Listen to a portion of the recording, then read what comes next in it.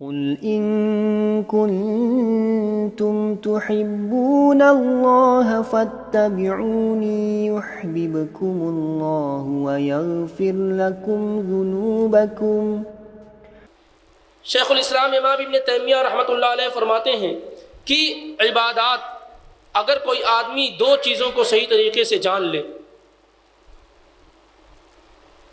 اگر کوئی آدمی دو چیزوں کو صحیح طریقے سے جان لے تو اس نے پورا دین جان لیا۔ ایک یہ کہ عبادت کس کی کرنی ہے، عبادت کس کی کرنی ہے۔ کیا جواب ہوگا آپ کا اگر میں آپ سے سوال کروں کہ عبادت کس کی کرنی ہے؟ اللہ کی کرنی ہے۔ عبادت کیسے کرنی ہے؟ عبادت کیسے کرنی ہے؟ جیسے رسول اکرم صلی اللہ علیہ وسلم نے کر کے بتلائی ہے۔ یہی دو چیزیں جس نے سمجھ لی، عبادت کس کی کرنی ہے اور عبادت کیسے کرنی ہے، تو گویا کہ اس نے پورا دین سمجھ لیا۔ عبادت اللہ کی کرنی ہے اور رسول اکرم صلی اللہ علیہ وسلم کے مطابق کرنی ہے۔ اب نماز پڑھنا عبادت ہے کہ نہیں؟ روزہ رکھنا عبادت ہے کہ نہیں ہے؟ قیام اللیل کرنا عبادت ہے کہ نہیں ہے؟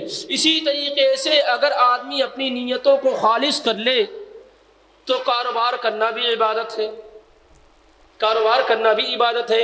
بیویوں کے پاس جانا اور اس سے ہم بستری کرنا یہ بھی عبادت ہے۔ اسی طریقے سے روز مرہ کی پوری زندگی اس کی کسی سے محبت کرنا اللہ کے لیے یہ بھی عبادت ہو جائے گی۔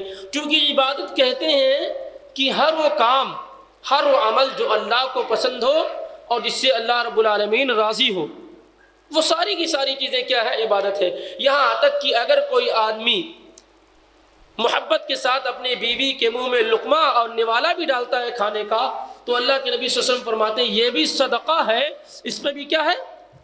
ثواب ملتا ہے، اس پہ بھی ثواب ملتا ہے۔ تو یہ میرے بھائیوں، ساتھیوں اور عزیزوں، یہ جاننا بہت ضروری ہے ہمارے اور آپ کے لیے کہ رسول اکرم صلی اللہ علیہ وسلم نے کس طریقے سے عبادت کی ہے۔ اچھا، بہت سارے ہمارے بھائی یہ کہتے ہیں کہ اتنا بہتر کام ہے نمازیں پڑھنا، اگر کسی عمل سے روکا جائے، اس دور میں کسی عمل سے روکا جائے جو نماز کی صورت میں ہو یا روزے کی صورت میں ہو یا اور کسی صورت میں ہو، تو وہ یہی جواب دیتے ہیں کہ کیا یہ نماز، یہ روزہ، یہ عبادت یہ بھی گناہ کا کام ہو سکتا ہے؟ یہ جاننا بہت ضروری کہ ہاں، ایسی نمازیں، ایسے روزے، ایسی عبادتیں جو رسول اکرم صلی اللہ علیہ وسلم کے طریقے کے مطابق نہ ہوں، ایسی عبادتیں گناہ ہیں۔ ایسی عبادتوں کے کرنے پہ ثواب نہیں، گناہ ملتا ہے۔ مثال کے طور پر میں ایک چیزیں آپ کے سامنے پیش کر رہا ہوں۔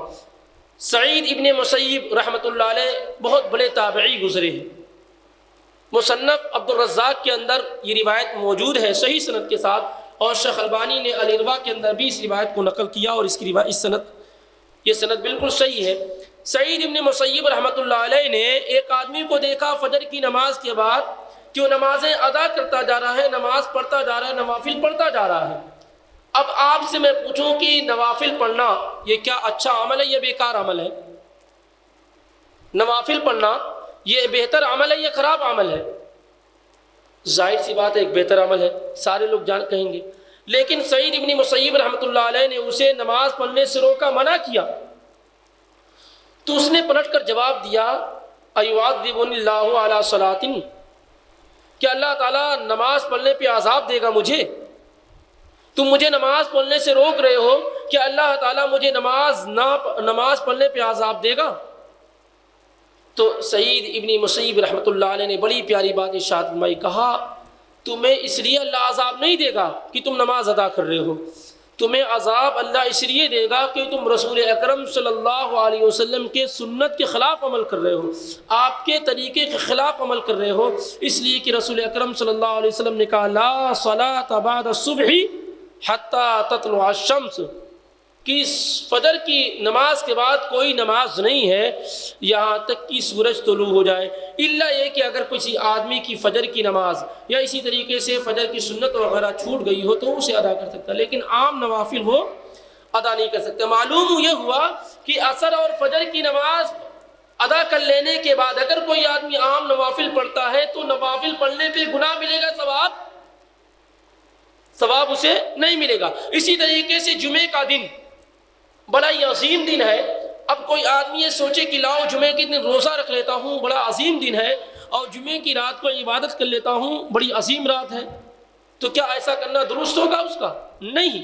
اللہ کے نبی صلی اللہ علیہ وسلم نے فرمایا لا تخص لیلۃ الجمعۃ بقیامها ولا نہار بصیامها، جمعے کی رات کو عبادت کے لیے، رات جاگنے کے لیے، تہجد کے لیے، قیام اللیل کے لیے خاص مت کرو، اور جمعے کے دن کو روزے کے لیے خاص مت کرو. معلوم یہ ہوا کہ جمعہ کا دن بڑا ہی اہم دن ہے، لیکن جمعے کے دن روزہ خاص طور سے نہیں رکھا جا سکتا ہے، اور نہ ہی جمعے کی رات میں قیام خاص طور سے کیا جا سکتا ہے.